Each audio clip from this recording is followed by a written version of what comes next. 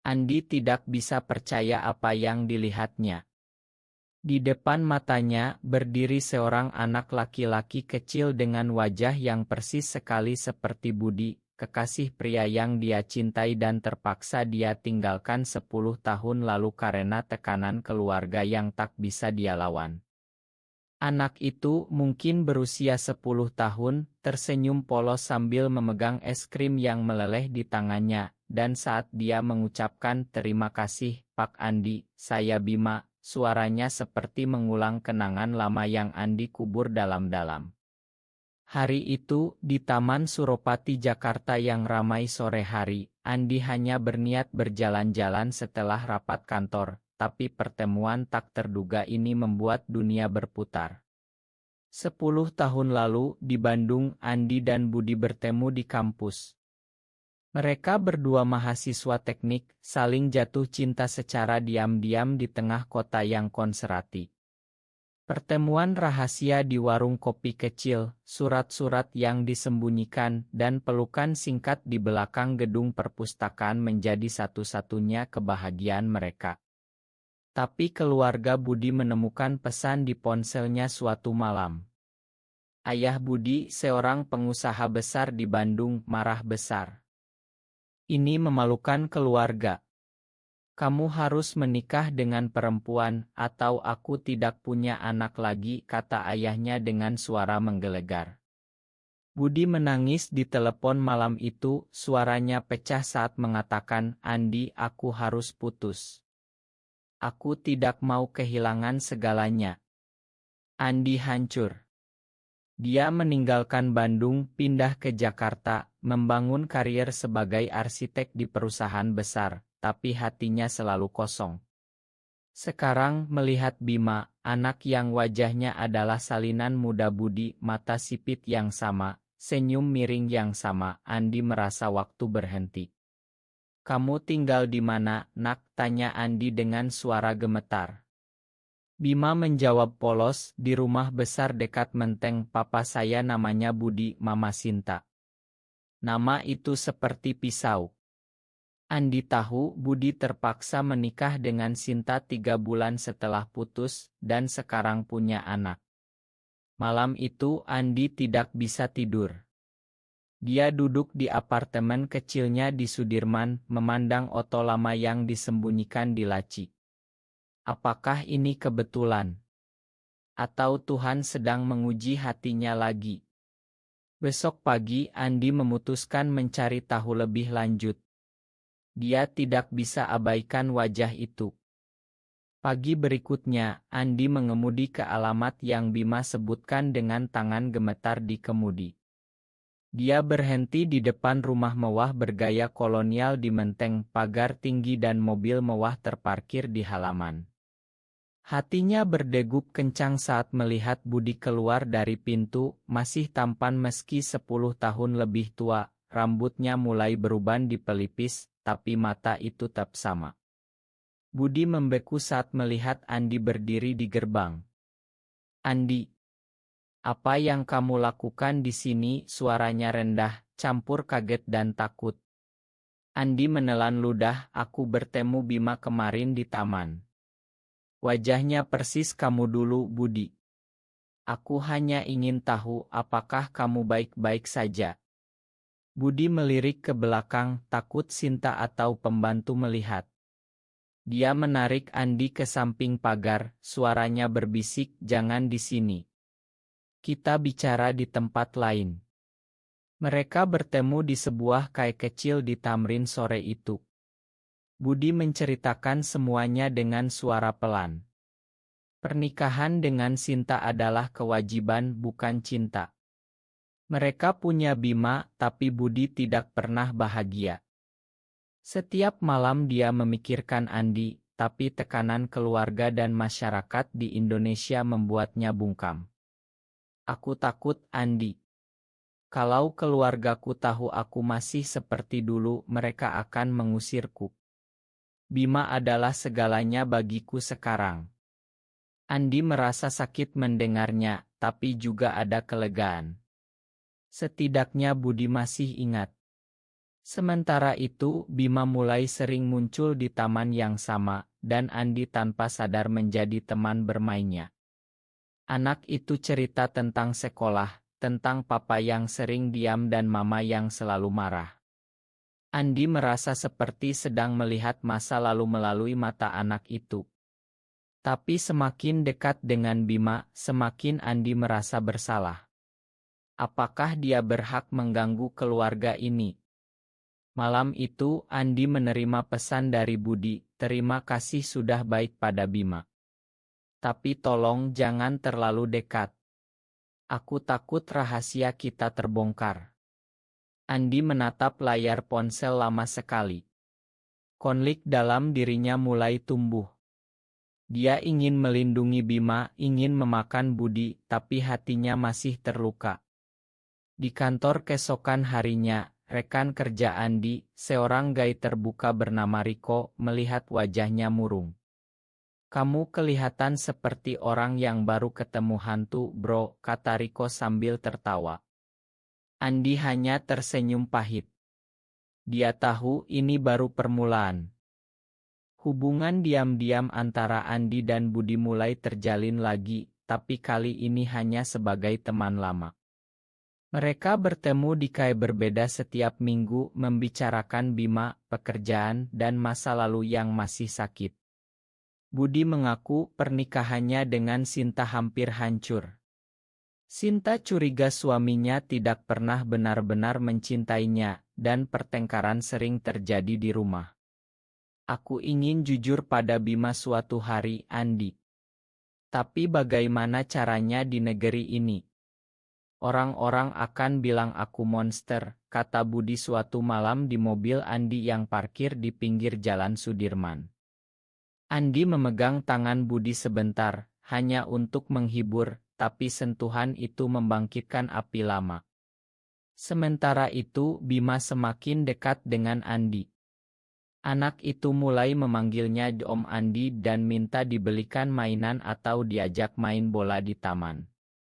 Suatu hari, Bima bertanya polos, "Om, kenapa papa sering sedih kalau lihat Oto lama?" Andi terdiam.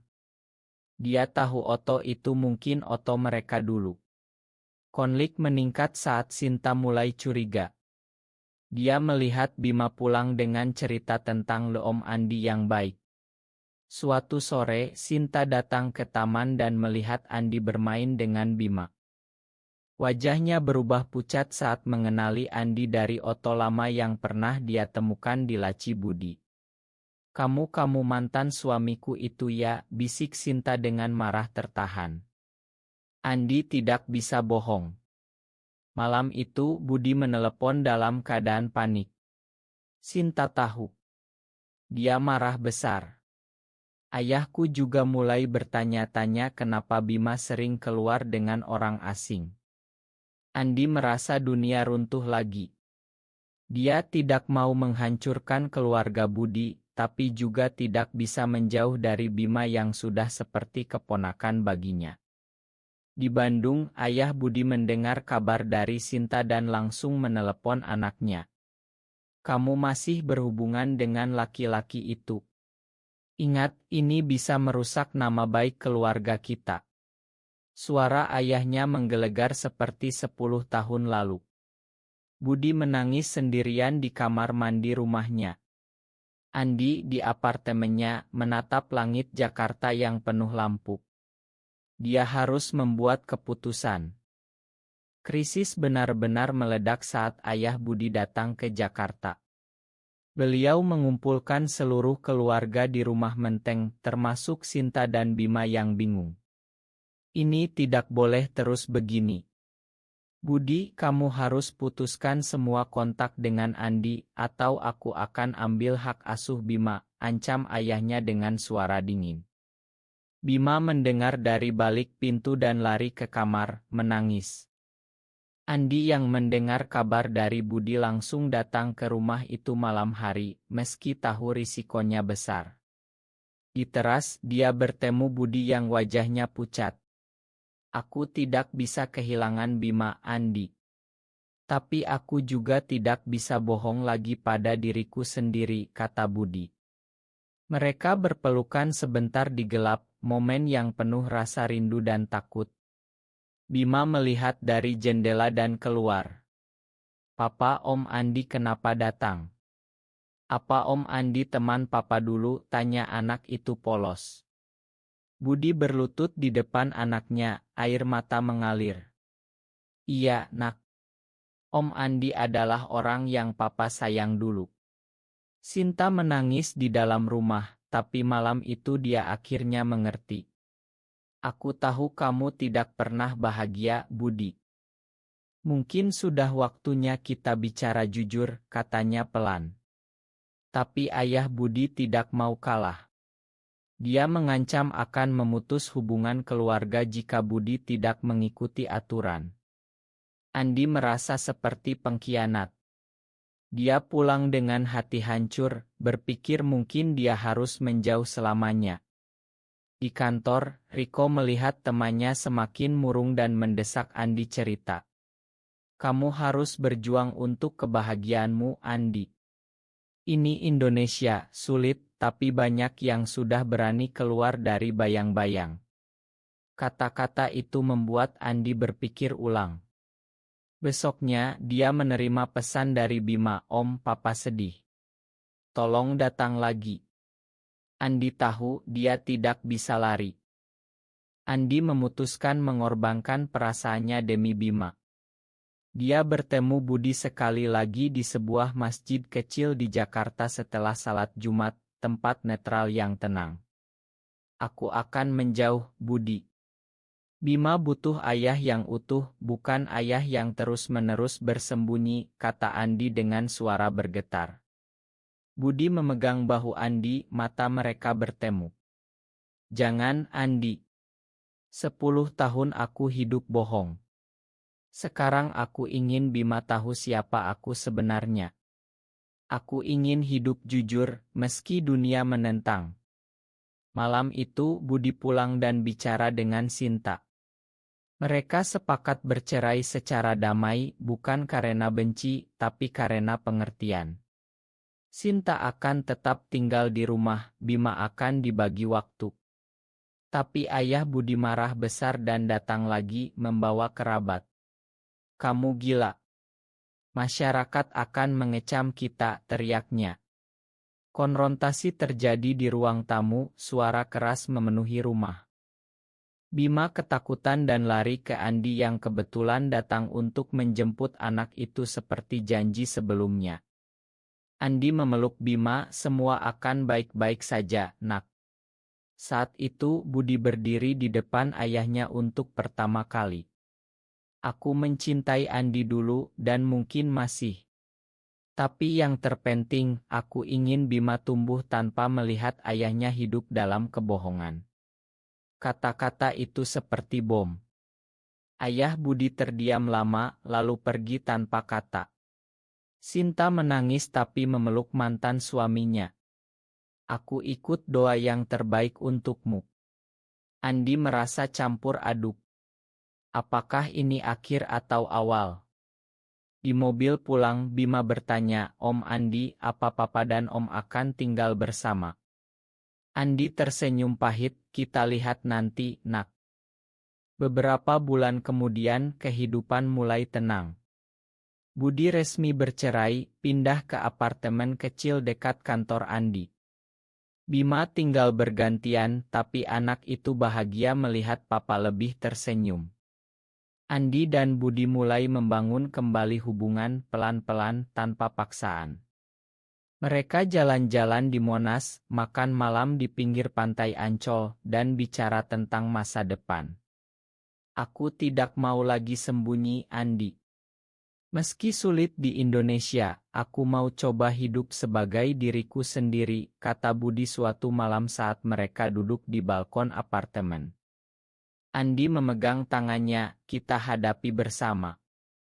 Bima tumbuh dengan pemahaman baru tentang cinta. Dia tahu Papa mencintai Om Andi dan itu tidak salah. Keluarga besar Budi perlahan mulai menerima, meski ayahnya masih jarang bicara. Andi merasa akhirnya utuh. Karirnya maju dan hatinya tidak lagi kosong. Suatu sore di taman yang sama tempat mereka bertemu pertama kali, Bima berlari di antara Andi dan Budi, tertawa riang. Andi memandang Budi dan tersenyum. Masa lalu yang menyakitkan telah menjadi jembatan menuju masa depan yang lebih baik. Tapi di dalam hati, Andi tahu perjuangan masih panjang. Masyarakat masih banyak yang tidak mengerti, tapi mereka telah belajar bahwa cinta sejati tidak bisa dipaksa hilang. Apakah cinta sejati antara dua pria harus selalu mengalah pada tekanan masyarakat dan keluarga? Benar atau salah?